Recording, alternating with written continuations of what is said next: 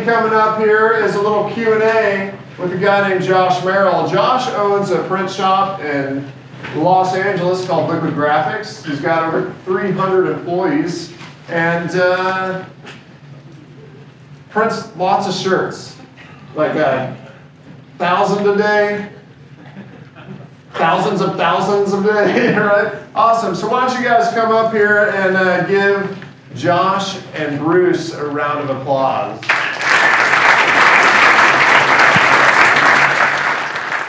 As Brett said, Josh runs a pretty big shop in Santa Ana, though, right? Yep.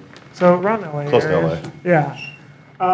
First of all, thank you so much for joining. I know you've got a really good friend's wedding right after, so you got to get there. But you run a huge shop. Can you just give us, like, what is that? What does it look like?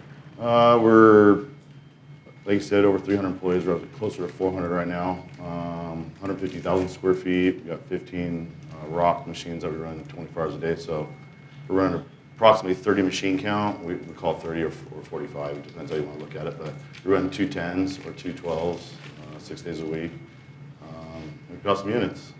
So it's kind of it. We have a pretty decent management team, close to 37, 40 managers, head to toe. Small sales team. It's just me and one guy that's been with me for 20 years. And we keep pushing. So we do a lot of we don't do any contract printing whatsoever. It's a complete package. We do our own manufacturing. We also do a lot of mill-driven programs. There's a lot more options today. Back in years ago, you didn't have the options you have today, so we did a lot of custom programs. So we were 60, 70% were we did all custom-built products, Honduras, El Salvador, Guatemala. To now, it's pretty much 80, almost 90% mill-driven, which has been a lot nicer. Running manufacturing across different continents is not very fun. So now that you have some general context, we're going to leave like 10 minutes for questions after. I think especially the story is so unique. I remember hearing your name a couple times. Ross was always talking about it. I think from the install and everything like that. I was like, holy crap, I got to meet Josh. I got to see this place. Couldn't take any videos, but we'll get a shop tour there at some point. Just backing up though, getting started with that, right? Like this is all started by you to grow to where it is. And especially being not contract is pretty unique. Like growing up, was your parents in business, your siblings in business? What was that? So I grew up in construction. So my dad is a general contractor. He built schools and jails. So not really on the print side. I like design. I enjoyed design. I really got into it from the design side. I started a brand. I didn't really have a screen printing background. Technically, I've never really screen printed still to this day myself. So a lot of you guys are going to have a lot more experience in screen printing than I do, to be honest with you. Never pulled a squeegee, never turned on a machine. So that's a little bit different. I built it from the business side of things, and I hired the right people as I built the business. And I think that is some of our success because I wasn't deep in the weeds with screen printing, and I didn't know why we couldn't do certain things, and I always pushed the envelope by common sense, just looking at things going, why are we doing it this way? Why are we doing it that way? And I think if I would have grown in a factory, I would have just done things the same as everybody else. What was it like when you started? I started, I have my own clothing brand, which I have nothing to do with screen printing, and through that process, I built that brand up a couple $1 million in my early 20s, and I got burned by an international distributor pretty bad, and to survive, I started designing for a lot of my buddies. I grew up in the action sports business, or action sports. I competed in surfing, I competed in moto, I professionally raced in off-road racing. So that whole community in Orange County went from these guys that are all our buddies and people we grew up with or knew through different industries, where some of them became the owners of Ruka or singer of this band or that band, and just those communities and those relationships. I started doing a lot of work for a lot of those guys. I was doing design work and stuff like that to survive, to keep my clothing brand open. What time or what years was this? Probably early 2000s. Mm-hmm. So it's like in business. Next year will be 20. This year will be 22 years. So it was probably 98, 99, 2000s. Kind of gets blurry around those times of when I actually transitioned from my clothing companies into really Liquid Graphics as a printing company. So I started basically designing for a lot of these guys, and we had really good sellers. PacSun was a big retailer at the time, and a lot of really performing designs in there. And couldn't make any money designing. There's not really a whole lot there on a daily basis. I mean, Ricardo can, because he can charge $500,000 for a project. But when you're getting paid $300 for a design, you only do so many yourself a day. So I started saying, look, give me the t-shirt production. I don't give a shit about the designs. You can have the designs. So it took a little convincing to give them the production. These are bigger companies. And at the end of the day, I started brokering. I really started brokering a lot of my design work and having screen shops run my stuff. So I ended up like one shop and then 2 shops and 3 shops in production. Next thing I know is I had 3 shops pretty much running my stuff, 60, 70% of their production after a few years. Is that why you brought it in-house? Or? Well, I actually didn't want to bring it in-house. I didn't really want to get involved in the screen print side. I knew it was, I didn't have a big background in screen printing. I didn't really want it, but I was pushing the envelope on quality, and I just couldn't get what I wanted out of these guys ever. I mean, they would never push the envelope on things. They would never look at things differently. And I was just always let down. I mean, my commitment to my customers were I stayed there 24 hours. I was there more than the owners were in their businesses, making sure their employees helped get these projects done and stayed on top of it. So one day I just made a decision. I told these guys, I said, either I'm going to partner with you and I'm going to have some control in this business, or I'm going to start my own business. And they just, good luck, And I said, okay, here's your warning. I'm willing to invest. I'm willing to buy more machinery, but we got to keep up with this in the right way. And I'm tired of letting people down based on my commitment to you. I'd stay there all night, no matter what it was. Boxes perfect, counts perfect. Box labels even had a picture of their garment on them, just, with the full graphics, and made sure if I had to drive the, 3, 4, 5 hours to get it there on time, didn't matter what it was, I made sure it happened. And it seemed like these companies just didn't have that same type of thought process or attitude about it. So I went and started looking into machines. I met a distributor that sold M&R machines at the time. He was obviously trying to sell me up on everything he possibly could, and I bought it, So I bought this 14-color Challenger 2, brand new. And at the time, I didn't have much money. I was really saving as much as I possibly could, and I couldn't believe I got a loan on it from a bank. He actually gave me a loan on this machine. So I bought a machine, dryer, all the screen equipment. I got into about an 8,000 square foot building, I think, when we first started. My brother's in the car business, and we kind of shared the building. He was just starting out at the same time too, so we kind of split, the expenses and the accounting and stuff like that in the very, very beginning. And I had this machine sitting in my building, didn't know how to turn it on. Now I had to figure out how am I going to transition out of all these shops without them freaking out on me into this new operation. And I don't even know how to do what I'm doing here. So luckily, through different people I met inside of selling me the equipment, all the inks and everything else, they found me some operators, and that's kind of was the start of what we did. And I learned why the business is so difficult and why it is so challenging. It's a heavy, heavy variable-driven business. But just the fact that I wasn't part of it and sitting so close to it, I'd get on the outside and try and how do we do things better? How do we do things better? So that turned in from one machine into, I think, about 4 machines within about a year and a half.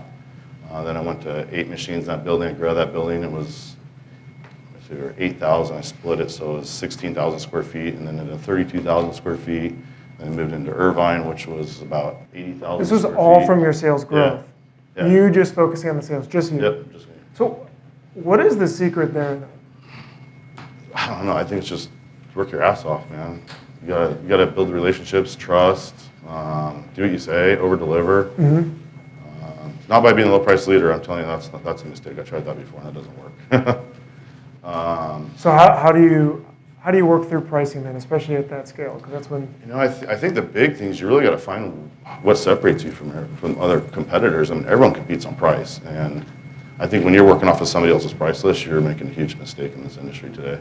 And there's a lot of that going on. I mean, I find my price. I don't really publish a price list, but I have internal documents that end up somewhere else, and you're like, that's interesting how they got so dang close on our price model, and our price modeling is very unique. But you really have to understand what you do different. You got to really know your competition. You got to really know who the customers are, what their needs are. Really, in a point where how are you going to really drive that price to get what you need to operate it, because screen printers don't get paid really what they deserve, to be honest with you. If you look at all the processes, it's a heavy process business. It's not like in and out where they all think you order out the window and it comes out at the back real quick. Sure. And they don't really understand that process. Actually, a lot of customers that have been doing t-shirts forever, big brands, you'd be surprised they've never even been through a screen shop all the way. And when you walk them through, like, holy shit, I didn't realize this much. Is that what you do Trip with out. a lot of your customers to help, you know? Well, today boost up your today price? is an easier sell, right? I mean, you walk in a building, it's pretty impressive when you see how big it is, but it wasn't always that way. I mean, there's years and years that the operation was small, you know. But we always tried to keep a really clean perception, super clean shop. Equipment looked, you know, we treated our equipment very well. Always had everything looking very dialed in there. I mean, perception, you walk in this shop and you're getting ink on your feet and crap like that, and people get out of there and just think it's gonna be on their garments. So, you know, that was, I think, a lot of, like what Ricardo said. Ricardo was awesome. He covered a lot of really good topics, but perception is a big part of it, and you have to over-deliver. If you don't over-deliver, the customer has to always, when they're going to give you something, especially if they're going to pay you more than they would somebody else, they're expecting you to perform that way too.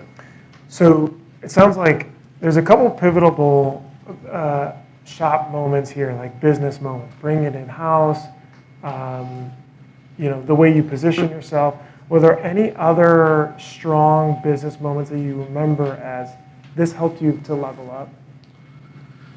I don't know, there's been so many different stages. I mean, I consider myself a brand before I did a screen printing shop, because that's how I grew up in building. Was my ideology was I wanted to build a brand, not a screen printing company. And so I always treated my screen printing company just like a brand. And through every single stage of it, I actually built brands during the same time because it was still my passion.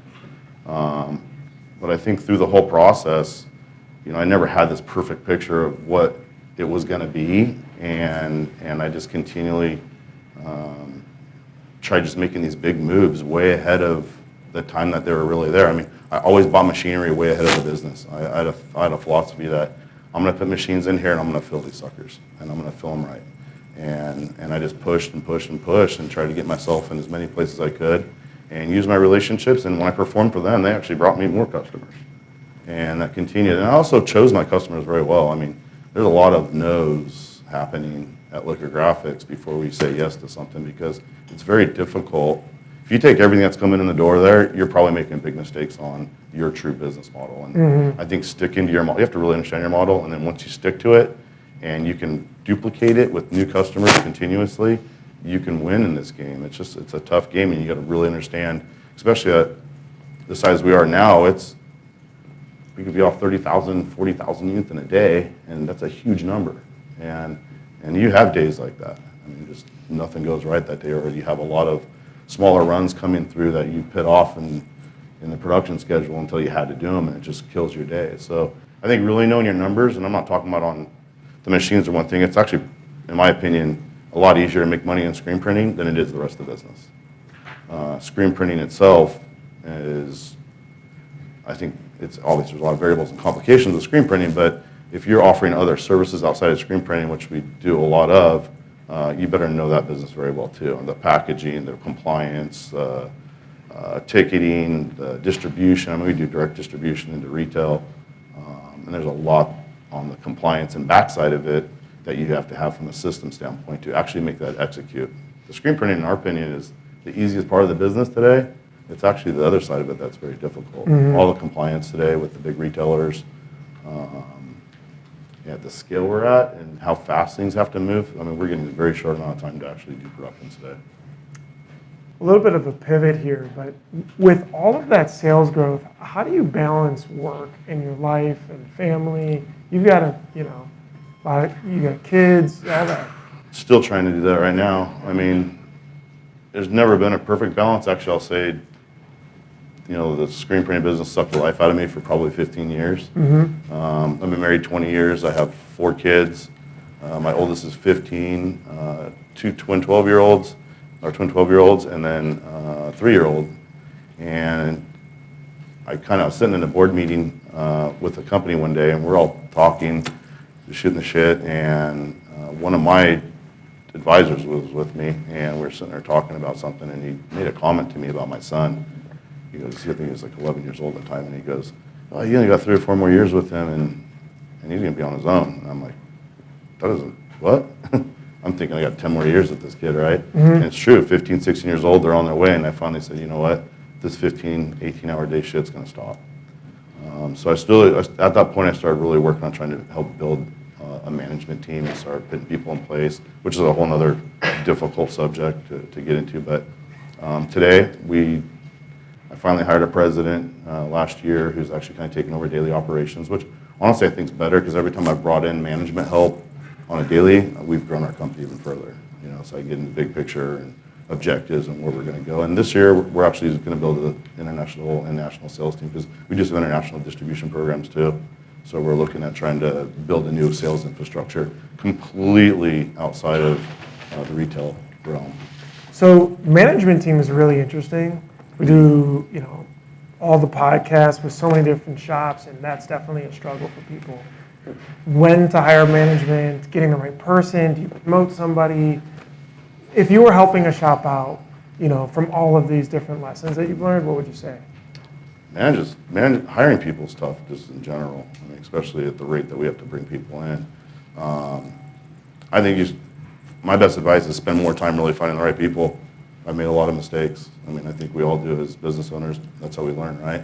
But at the end of the day, I think finding the right management team is key. I mean, I struggle with that. I mean, even today, I still have some challenges in management that I think, and it's hard because you want to be loyal because they're good people and they're still people. Most of the time, you're hiring people that are usually you're really hiring them on personality, and because their resume is full of shit. Everything, throw them away. I mean, literally throw them away. For the most part, you have to really go with your gut instinct. And I think when I go with my gut on things, I'm usually a lot more accurate than when I don't. If I look at the resumes and I listen to some of my managers or some of my hiring HR staff, I'm like, you're reading a resume, it's it. When I get and sit with them, I'm like, no way, go on, find somebody else. And they're like, what do you mean? They're qualified for everything. They're actually really good. I'm like, get them out of here. Get somebody else, please. What are some mistakes you've made then in hiring, especially on the management side? Oh man, I mean, so many. Where do you want to start? I mean, there's a time where I think when we were transitioning to Irvine, I went from like 40,000 square feet into almost 80,000 square feet. I knew we were pushing and we were packed. I mean, sales-wise, we were turning down work. And I don't like to turn down work. I mean, I work too hard to get stuff in the door, and I don't like turning it down at all. In fact, we're having the same problems today. And I had,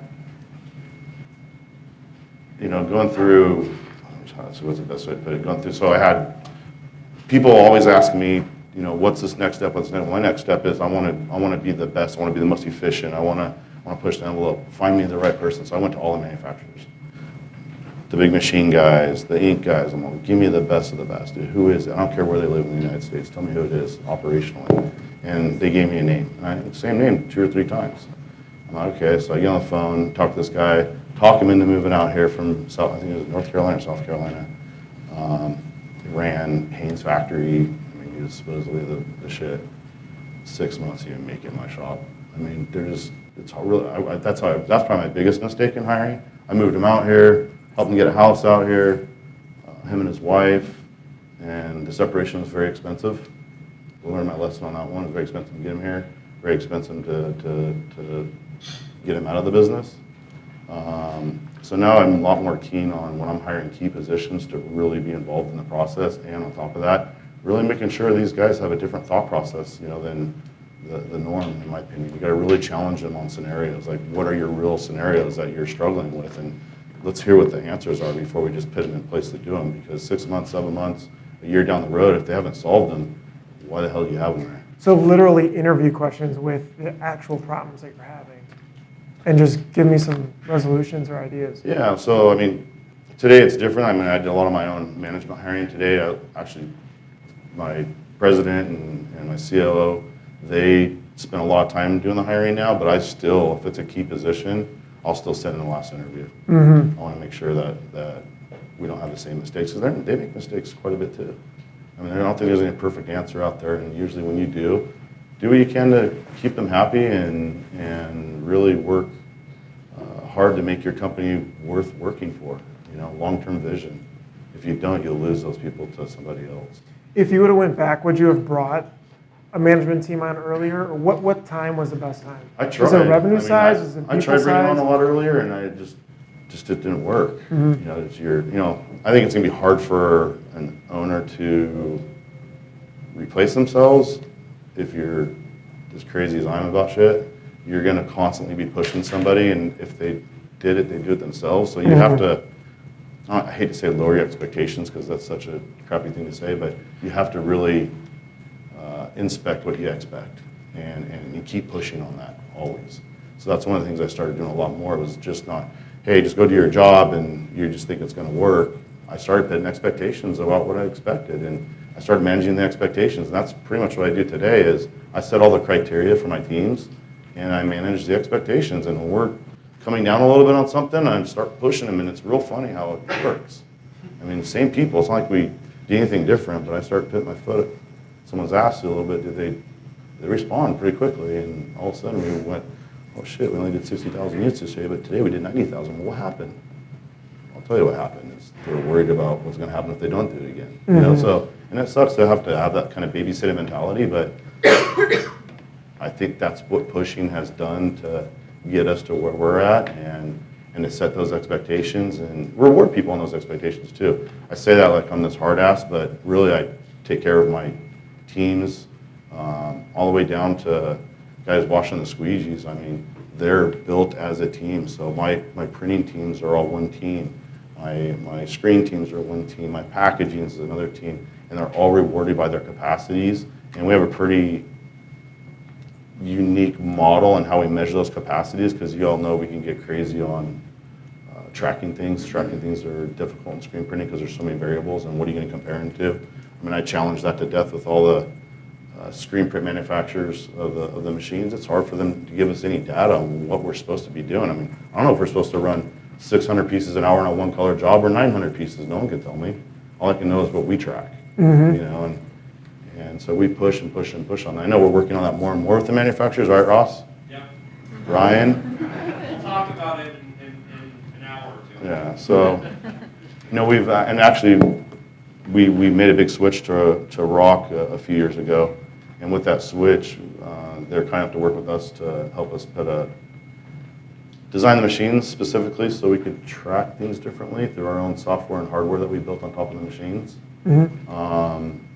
And one day we'll hopefully use it for AI scheduling. You know, and that's kind of where we're trying to head in the future. We're just collecting data now for it. Same. Hopefully we're sharing that data with our manufacturers to see if we're ahead of the curve, behind the curve. I mean, everyone talks shop and knows what's real because you're comparing such unique scenarios, but we'd really track down to the operator. I mean, we can tell you what operator runs a 16-color job better than another on a consistent basis, you know, on which day. I mean, that's pretty cool to track that data. I mean, nothing we can do with it right now, but we try to always just keep our overhead and our average output per hour at a statistical number that we manage at a bare minimum. And then anything we exceed on that, we reward our teams. Is that how you understand that you're profitable with running on a per job or per month type of basis? You have to know, again, you have to know every part of your business, and I think everybody's model has to be unique to their circumstances. And I think that's one of the big areas that separates Liquid from most operations is I know my model very well. It's my own model, and it's not a screen printing model. It's just the way I think about how I put things in buckets and how I measure them, and I really run my numbers, and it's almost become this milestone every corner. We know what we have to hit, and it's just what our driver is in our business. And the matrix just came from me just working and working and working and going, we've done that before, why can't we do it again? And I push the next numbers, and I push the next numbers, and those are our next goals. And it's crazy. We've done some pretty crazy numbers with things that people said could never happen. One of my COOs, he's actually very brilliant, he's awesome, challenged me all the time that we couldn't hit certain numbers. And then I actually brought in a person outside the industry that was helping us on some of the inefficiencies that we were running on our machines. And through that process, he knew nothing about screen printing, but man, he helped us on the process quite a bit. And we proved out our numbers of what I thought was the theory that we could do that everyone else is against, saying it was impossible to do. We were hitting consistently. I'm like, that's our new threshold. That's what we're going to push for. And we're not all the way there consistently every day, but man, we sure get pretty dang close. You know, so. What do you feel like in your role now is your biggest challenge? Still people. I mean, growth right now is, if you're in business and you're doing a good job right now, you're growing if you Like can. people, why? The current people you have, finding new people, or just everything? The whole country is having a hard time hiring. You know, this isn't a liquid issue. This is a worldwide issue. And the pandemic's definitely changed people's businesses quite a bit. And we have an opening for, I think, 89 positions right now. So we've maybe filled 15 and we lose 15. It's crazy. We have managers. I've had a turnover in my management team a little bit because people are offering $25,000, $30,000 more for a position that's already overpaid, and they're willing to work from home. When screen printing, you're not working from home. You're in the shop. So we've had to look at replacing people, and it's been difficult to find good people. No one wants to work right now, and that's the hard part in California for sure. How do you attract then the best people? Is it like a perks thing? Is it an ownership thing? Like, I'm trying to give also more ideas to everybody else as well that can be able to help. Get people in the door. There's quite a few different things. Our shop has been known for being a good print shop, so I think guys, once they've had Liquid Graphics on their resume, can get a job anywhere. And people try to steal operators and customer service teams from us all the time. So I think that's one thing. Another thing is we have an incredible bonus program. We have full benefits. Our bonus programs are pretty enticing. I do 8% of pay, 10%, 12%, depending on we hit goals every single payroll period. So these guys are making, you remember California is probably the most expensive place to operate in the country. And then on top of that, minimum wage in California keeps going up. But minimum wage isn't going to work anymore because minimum wage is completely gone. We're way above anyone that's even working in our operation that's at minimum wage at this point. Like, where do you start at now, hourly? Like operators and stuff like that. I don't want to really say, to be honest with you, just because it's crazy. But our operators are good, and they turn out some numbers that you're paying someone extra $5 an hour, which we're already on the top end of everything, an extra $5 an hour, but they're putting out another 200 units or 150, 300 units, whatever it is. So that's that bonus program from the 8 to 10 or plus percent? No, we have a pretty good starting pay. Got it. And a really strong, we have a lot of competition on in top Orange of it, County. based on those metrics that you help set. We're paying on top of that. Got it. Yeah. And So we hire strong, and then we also reward strong. And it's not like an annual thing. You're regularly. I don't do annual in manufacturing. I do that on the management teams. So we actually do a quarterly review and annual bonusing. But on the production, it's week to week. If they do great, we do great. Everyone shares. If you don't run your business where you try and keep everything yourself, it's a harder road to have true financial success, in my opinion. And I have a model. My model is built into having better numbers than I think most shops can pull off because of those incentive programs. Because let me tell you, no one's there to work for fun. Some people might say it's fun, but bullshit. Screen printing's tough. Especially if you're an operator, a loader, an unloader. That's a high-paced, moving job all day, every day. So I think when you can reward your team for, here's our standard. This is what we expect for the job that you signed up for and the pay that we're going to pay you. If you're going to exceed that, why wouldn't we share in that? We're going to make a lion's share of it. Why wouldn't we share that with the employees? They already met our business model needs at the rates that we run. If we're going to do that as a team, and when we bonus our teams, it's a pretty significant number for the operation in total, but for them, it's life-changing for them sometimes. They sometimes can almost double their salary in a year. It just depends. What does long-term look like for you, right? Like it sounds like you were very focused on growth. Now, obviously, things shifted. You obviously want to be more family-oriented too. Where are you pushing towards? Most of my new growth will come from natural sales. We're building the sales team, but acquisitions. That's kind of where I've been focused. That's why Of other shops or brands or what do you? Probably not other shops. I mean, I did that. I did an acquisition of Absolute screen printing. They were about 325 employees at the time. They had 14 machines. So when we combined both, we had 24 automatics. We were running 24 hours a day, so it's a pretty heavy amount of units that were going out the door. I fired a lot of the customers that were in there. I looked at their model, and we knew we were going to do this before we bought the business. I knew I was going to push out probably about $8 to $10 million of their business out the door just because it was horrible business. So we worked really hard on taking our model and applying it to this acquisition. It was very challenging. I say doing a screen print acquisition is no easy task, and it was a lot of unexpected issues. I mean, we knew we were going to run into some at that size, that many employees, but the employee part of it was a nightmare. The cultures between both of those two businesses were just different. Was there something you would have done differently? Probably not bought it. All right. I mean, for what we paid for the business, I probably could have bought the business. Yeah. Could have got out and just underpriced the customer if I wanted to and take it all and then start raising the pricing, but I don't operate that way, so. I don't know, actually I take that back. It was good. It really tested my management team and our ability to be able to bring in an acquisition of that size and the timing of it. I mean, it was pretty wild. We moved into a new building, 150,000 square feet, 14 months of construction, acquired screen printing, and then we switched all our machines all over at the same time. And it was under very tight scenarios when we were moving. It was a pretty hectic time, but we did all that, and the first few months of it, I thought I was dead, like going into business. It was crazy. I want to ask more questions, but I also want to give people time to ask questions too. Feel free to raise your hands if you guys have questions. Yeah, Sean. Josh, you talked about right here. Yeah, there you You go. talked about loyalty to your employees and things like that. And I know it's almost sometimes a revolving door with employees.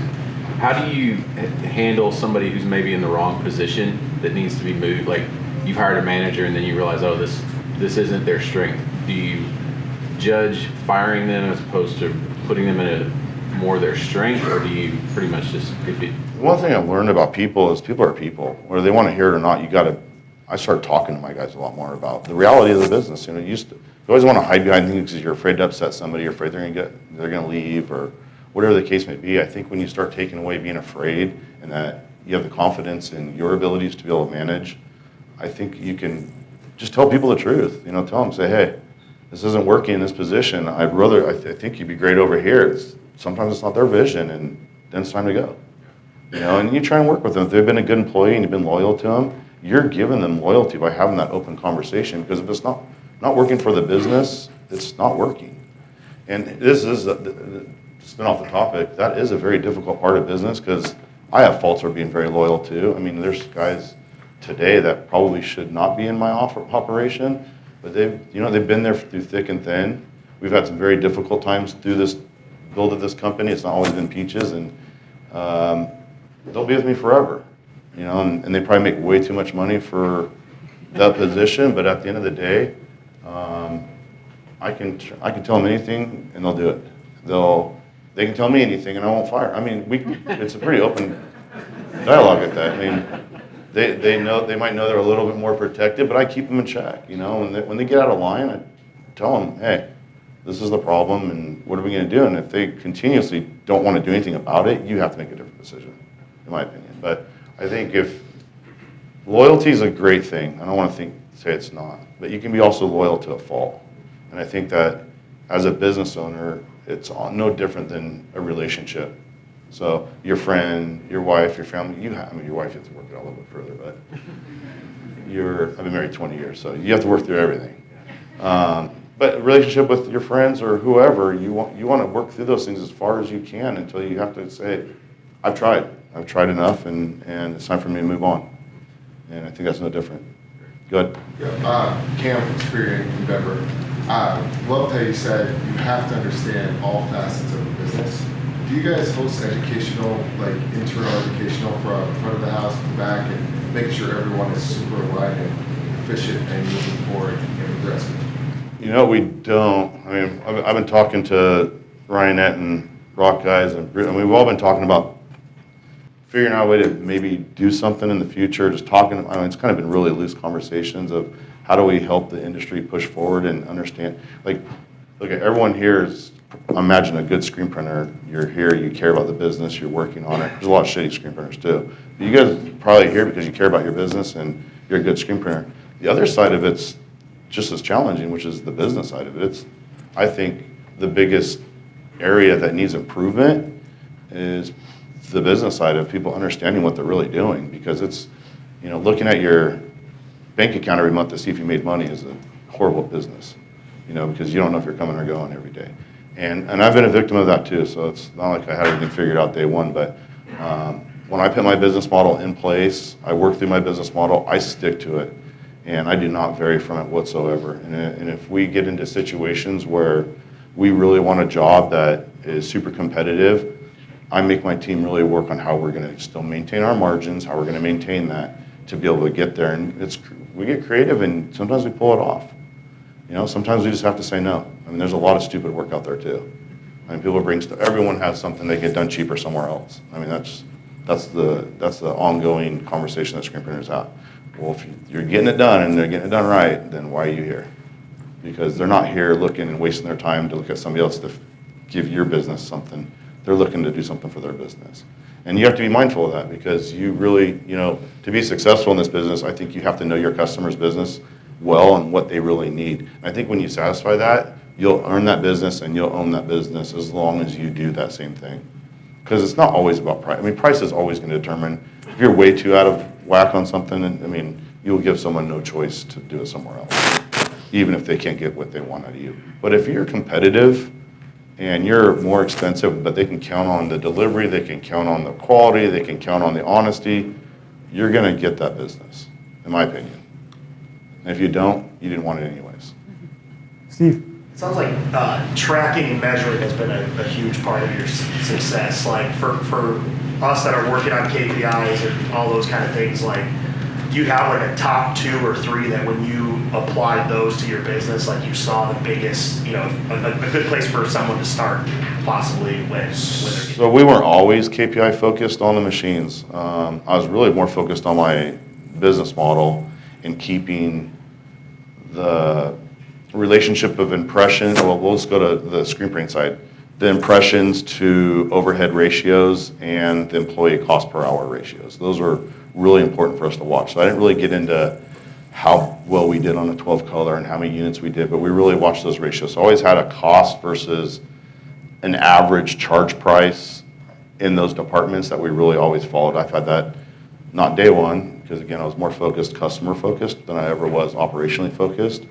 And I think that's what won in the beginning is we were small enough. When you're smaller, you can charge a lot more because your client base isn't as big and they're not as competitive, so they're used to paying more. So you can get away with that for a long time. But when you start doing 10, 20, 50, 100,000 units a day, you have to be competitive. You have to know your business, because if you're not, you can lose 100 grand, 200 grand that day. I mean, like that. You can make 300 grand, you can lose 300 grand. I mean, it's that quick. So you better really pay attention to your numbers. So I think, as we developed the business, we shipped our customers. I had my model I always stuck to. I never got into contracts. I don't know how contracting is a tougher job, in my opinion, to make money. But guys do it. I mean, but at our level, I think it'd be very difficult. I don't know how shops survive on contract printing at our size, but they do. Some do. But you can't make any mistakes. You're dead. You're dead in the water. But I think overall KPIs, each shop's going to have a different way of looking at them, but I think we had to stay your heaviest. I think go anywhere where your heaviest labor pool is. That's really what you got to manage the most. Your labor is your biggest cost. I mean, machinery is, in my opinion, the cheapest part of the business. Your labor is going to always be the most expensive, and it actually is what makes and breaks you. So if you can keep your relationships, and again, no one gave me the math problem in the beginning to apply to my business. I really just studied it, and you'll if you know your business well enough, you can start really putting your own numbers and challenging them. Try and get your own ratios of what you're doing today, and then try and improve them. Just keep trying to improve. And as you get there, you're going to get to a point where you can't improve it much more, and okay, that's my KPI. Let's move into another area, or try and do them simultaneously, but identify them. I think identifying how you want to look at it is, and it's a lot easier than people think. It's hard to track, But really, I put everything in buckets, man. It's literally a box. Our building's a box, and I cut out squares in that box, and this area is screen printing, this is that, and I put overheads to them, and what we have expectations to put out of those. And you have to have sales to feed this stuff, because if you don't, it doesn't matter what the KPIs are. You're never going to hit them. But if you set your KPIs properly for the size business you are, and you can measure those buckets all the time, I think you can get into a better read of what your business is and continually improve it. And I think just constantly improving is what it's all about. Thank you. You want to do one more? We'll squeeze one more in. Go ahead. Hi, Christine, Alpha Graphics. I have a comment and then a question. We have a ton of uncoated paper in stock, so we can print.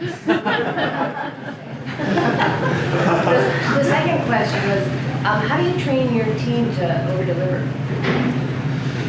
Oh, we're still trying to figure that out too. You said the. That's the toughest part. Honestly, that's the toughest part about scaling a business. I mean, what built the business, I always try to maintain what our reputation was building the business. It's very difficult when you have this many people. You just don't always get the same, but that's actually an area that we're really focused in right now. We actually just hired somebody finally that is solely focused on bringing customer service back into customer service. Because I think what happened is we got to the point where they're so busy, and this customer service team, especially today with all the supply chain issues going on, they're just tapped on time, and they can't be like they're supposed to be. But as far as the customer interaction, it's just literally answering the questions and moving on. There's no, that back and forth that you have with your clients to make them feel warm and fuzzy, which is important when you're handling a big part of their production. So I think the more and more that you can keep that alive as you're building your business better, we got away from that a little bit, and we're trying to get back into that again and trying to push that, especially for this next evolution of sales. We're really going to need more customer service, and that's our focus right now. Hopefully that answered. Okay. Thank you, Josh. Sure. Everybody. You want to bring it back.